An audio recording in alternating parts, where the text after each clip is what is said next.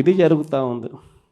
పాలకులు కూడా ఇక్కడికి వచ్చినారు కూడా బలవంతం చేస్తే 18 మందిలో వైసీపీ 14, టీడీపీ 4 గెలిచింది. ఒకరిని లాక్కున్నారు ఎంతో కష్టపడితే, మిగతా వాళ్ళందరూ గట్టిగానే ఉన్నారు. అక్కడ కూడా ఇంకా చేయగలిగింది ఏమీ లేక వదిలేసినట్టున్నారు. ప్రజాస్వామ్యం కూని అయిపోయిన పరిస్థితుల మధ్య ఈరోజు మనం అంతా కూడా ఈరోజు ఏకమవుతా ఉన్నాం. మామూలుగా ప్రతి ప్రభుత్వానికి కూడా ఒక సంవత్సరం పరిపాలన చేస్తే ప్రభుత్వ వ్యతిరేక ఓటు అనేది అంతో ఇంతో ఉంటుంది. అది మామూలుగా సంవత్సరం పరిపాలన చేసిన పార్టీకి ఈ లెవెల్లో మామూలుగా ఎక్కడైనా ఉంటే, చంద్రబాబు నాయుడు గారి పరిపాలన చేస్తామని తెలుగుదేశం పార్టీకి మాత్రం ఈ సంవత్సర కాలంలోనే ఇక్కడ ఉంది. ప్రభుత్వ వ్యతిరేక ఓటు అనేది ప్రజలు కూడా ఏ స్థాయిలో చంద్రబాబు నాయుడిని ద్వేషించుకుంటా ఉన్న పరిస్థితి ఉంది అని అంటే, ఆ ద్వేషం ఈ స్థాయిలోకి ఇప్పటికే సంవత్సరం కాలంలోనే వచ్చింది. గ్రామాల్లో మొట్టమొదట కనపడేది ఏమిటి? ఈ స్థాయి నుంచి పిల్లోళ్ళు మొదలు పెడతారు.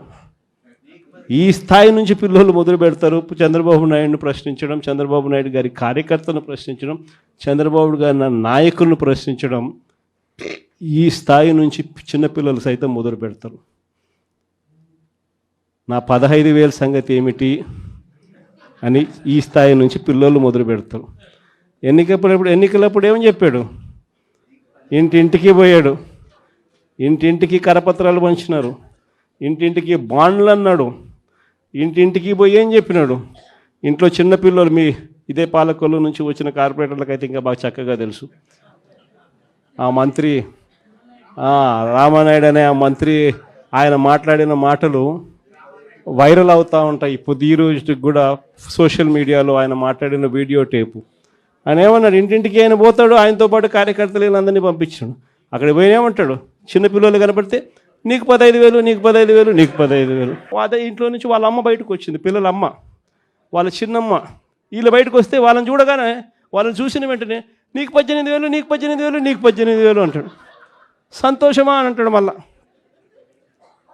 అంతలో ఇంట్లో నుంచి ఈ చిన్నమ్మలు, ఈ అమ్మలు, వాళ్ళ అమ్మలు బయటకు వచ్చినారు. వాళ్ళని చూడగానే నీకు 50 ఏళ్ళ వయసు కదా, మీకు 48,000, నీకు 48,000, నీకు 48,000 అన్న మొదలుపెట్టినాడు. అంతటితో ఆగల. ఇంట్లో నుంచి 20 ఏళ్ళ పిల్లోడు వస్తే ఇట్లా చూసి నీకు 36,000, నీకు 36,000, నీకు 36,000 సంతోషమా అన్నాడు. అంతటితో ఆగల. ఆ ఇంట్లో నుంచి ఒక రైతు బయటకు వచ్చినట్టు కండువా కప్పుకొని, రైతు అని చెప్పి ఎప్పుడైతే చూశాడో నీకు 26,000, నీకు 26,000, నీకు 26,000 అన్న మొదలుపెట్టాడు. ఇలా మనం చెప్పిన దానికన్నా కూడా 3 ఇంతలు 4 ఇంతలు ఎక్కువగా ఇస్తాము అని చెప్పి ప్రతి ఇంటికి కూడా వీళ్ళు చెప్పిన మాటలు వీళ్ళను వెంటాడుతూనే ఉంటాయి. ఏ ఒక్కరింటికి వీళ్ళు వెళ్ళలేని పరిస్థితి రాష్ట్రంలో ఈరోజు నెలకొని ఉంది. ఒకవైపున ఇలాంటి రాజకీయ పరిస్థితులు ఒకవైపున ఉన్నాయి. మాట మీద నిలబడిన రాజకీయ నాయకుడు ఈరోజు రాష్ట్రంలో ముఖ్యమంత్రి హోదాలో ఉన్నాడు.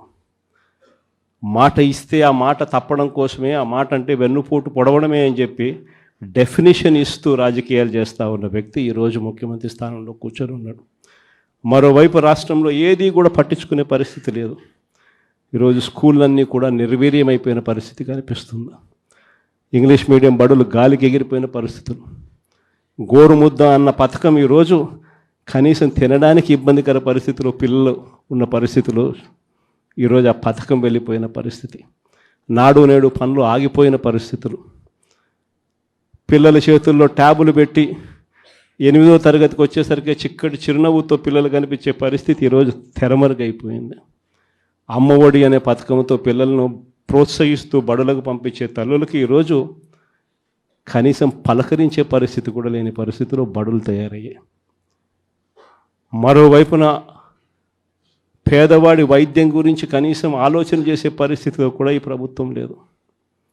ఏ పేదవాడికైనా కూడా వైద్యం అవసరమైనప్పుడు ఆ పేదవాడికి ప్రభుత్వం తోడుగా ఉంది అన్న భరోసా ఇవ్వగలగడం ప్రభుత్వ కనీస బాధ్యత. అలాంటిది ఆరోగ్యశ్రీకి ప్రతి నెల కనీసం నెలకు 300 కోట్ల రూపాయలు ఖర్చు అవుతుంది. ఈ ప్రభుత్వం వచ్చి 12 నెలలు. ఆరోగ్యశ్రీ బిల్లులు ఇప్పటికే 3,600 కోట్లు దాటాయి. ఆరోగ్యశ్రీ బిల్లులు ఇవ్వడంలో ఆరోగ్య ఆసరా గురించి పట్టించుకునే పరిస్థితి లేదు. ఆరోగ్యశ్రీ బిల్లులు ఇవ్వక, ఆరోగ్య ఆసరా గురించి పట్టించుకోక, ఈరోజు ఏ పేదవాడైనా కూడా వైద్యం కోసం ఏదైనా హాస్పిటల్కి పోతే ఆ హాస్పిటల్లో ఈరోజు డాక్టర్లు పేదవాడికి వైద్యం అందించే పరిస్థితిలో లేరు. డబ్బులు కడితేనే వైద్యం అందిస్తాము అని చెప్పి ఈరోజు పేదవాడిని డబ్బులు కడితే తప్ప వైద్యం అందని పరిస్థితిలోకి అప్పుల పాలు చేస్తూ ఉన్న పరిస్థితి ఈరోజు రాష్ట్రంలో. ఏ రైతుకు కూడా ఈరోజు గిట్టుబాటు ధర రావడంలా, ఏ పంటకు ఈరోజు గిట్టుబాటు ధర రావడంలా. మళ్ళీ దళారీల వ్యవస్థ వచ్చేసింది, ఆర్బీకే వ్యవస్థ కుప్పకూలిపోయింది, ఈ క్రాపింగ్ గాలికి ఎగిరిపోయింది, ఉచిత పంటల బీమా కంటికి కనపడకుండా తెరమరుగైపోయింది. పంటలు ఏదైనా వరదలు వచ్చినా నష్టం వచ్చినా వెంటనే సీజన్ ముగిసేలోగానే ఆదుకునే ఇన్పుట్ సబ్సిడీ కార్యక్రమం సీజన్లు ముగుస్తూ ఉన్నా కూడా పట్టించుకోలేని పరిస్థితి. రైతు పరిస్థితి ఈరోజు అగమ్య గోచరంగా కనిపిస్తూ ఉంది. మరోవైపున మనం కట్టిన 17 కొత్త మెడికల్ కాలేజీలు, అందులో 5 మెడికల్ కాలేజీలు మనం ఉండగానే కమిషన్ కూడా చేసాం. కాలేజీలు మొదలయ్యాయి 5 కాలేజీలు. మిగిలిన కాలేజీలు వార్ ఫుటింగ్ బేసిస్ మీద పనులు జరుగుతూ ఉన్నాయి. ఈ పెద్ద మనిషి ముఖ్యమంత్రి అయ్యాడు, కాలేజీలు కట్టాల్సింది పోయి అమ్ముతానని చెప్పి ఈ మనిషి తయారయ్యాడు. పేదవాడికి మెడికల్ కాలేజీలు అందుబాటులో లేకపోతే ఆ డిస్ట్రిక్ట్ హెడ్ క్వార్టర్స్లో ఎప్పుడైనా ఒక మెడికల్ కాలేజ్ అందుబాటులో ఉంటే దాని అర్థం ఒక మల్టీ స్పెషాలిటీ హాస్పిటల్ అందుబాటులో ఉంది అని నిదర్శనం. ఆ హాస్పిటల్స్లో ఆ కాలేజీలు అక్కడ ఉంటే అసిస్టెంట్ ప్రొఫెసర్లు అందుబాటులో ఉంటారు. ఆ కాలేజీలో పనిచేసే స్టాఫ్, పోస్ట్ గ్రాడ్యుయేట్ స్టూడెంట్స్ వీళ్ళంతా కూడా అందుబాటులో ఉండే ఒక మల్టీ స్పెషాలిటీ హాస్పిటల్ ఆ డిస్ట్రిక్ట్లో పేదలకు అందుబాటులో ఉంటుంది. ఎప్పుడైతే ఈ మెడికల్ కాలేజ్ అక్కడ అందుబాటులో ఉంటుందో, గవర్నమెంట్ మెడికల్ కాలేజ్ అందుబాటులో ఉంటుందో, అప్పుడు ప్రైవేట్ రంగంలో ఉన్న ఏ హాస్పిటల్ కూడా పేదవాడిని ఎక్స్ప్లాయిట్ చేయని పరిస్థితిలోకి వస్తాడు. ఎందుకనంటే ఎక్స్ప్లాయిట్ చేసే పరిస్థితి అంటే అక్కడే గవర్నమెంట్ హాస్పిటల్ ఉంది కదా, మెడికల్ కాలేజ్, ఆటికి పోతామని చెప్పి చెప్తారు ఎవరైనా కూడా. ఆ పరిస్థితి నుంచి నాశనం చేసి కాలేజీలు అమ్మడానికి సిద్ధపడ్డాడు. మన ప్రభుత్వ హయాంలో గతంలో ఎప్పుడు జరగని విధంగా, రాష్ట్ర చరిత్రలో ఎప్పుడు చూడని విధంగా మనం కొత్తగా గవర్నమెంట్ రంగంలో 3 పోర్టులు ఏకంగా కట్టడానికి శ్రీకారం చుట్టాం. ఇదే విశాఖపట్నం జిల్లాల ప్రజలకు అందరికీ కూడా బాగా తెలుసు. మూలపేట శ్రీకాకుళం జిల్లాలో పోర్టు. గతంలో ఎప్పుడు ఊహించని విధంగా శ్రీకాకుళం జిల్లాకు అభివృద్ధి బాట నడిపించే ఒక గొప్ప అడుగు ఆ పోర్టు.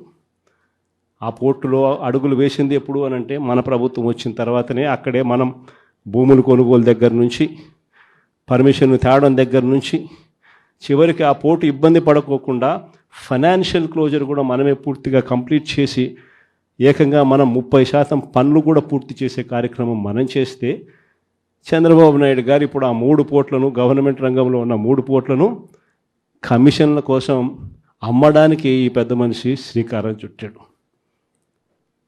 ఇదే పెద్ద మనిషి చంద్రబాబు నాయుడు గారు ఇదే ఉత్తరాంధ్రలో ఎప్పుడు చూడని విధంగా ట్రైబల్ ప్రాంతాన్ని అభివృద్ధి పదంలో మనం నడిపించాం. ట్రైబల్ ప్రాంతంలో ఒక ట్రైబల్ ఇంజనీరింగ్ కాలేజ్, ట్రైబల్ ప్రాంతంలో ఒక మెడికల్ కాలేజ్, ట్రైబల్ ప్రాంతంలో ఏకంగా 5 సూపర్ స్పెషాలిటీ హాస్పిటళ్ళు ఐటీడీఏ పరిధిలో, ఏకంగా సాలూరులో ఒక ట్రైబల్ యూనివర్సిటీ కూడా అడుగులు వేగంగా మనం ముందుకు వేయి చేస్తే ఈ పెద్ద మనిషి పూర్తిగా వాటి పనుల గురించి పట్టించుకునే పరిస్థితులు ఎవడూ లేని పరిస్థితిలో ఈరోజు ట్రైబల్ ప్రాంతం కనపడతా ఉంది.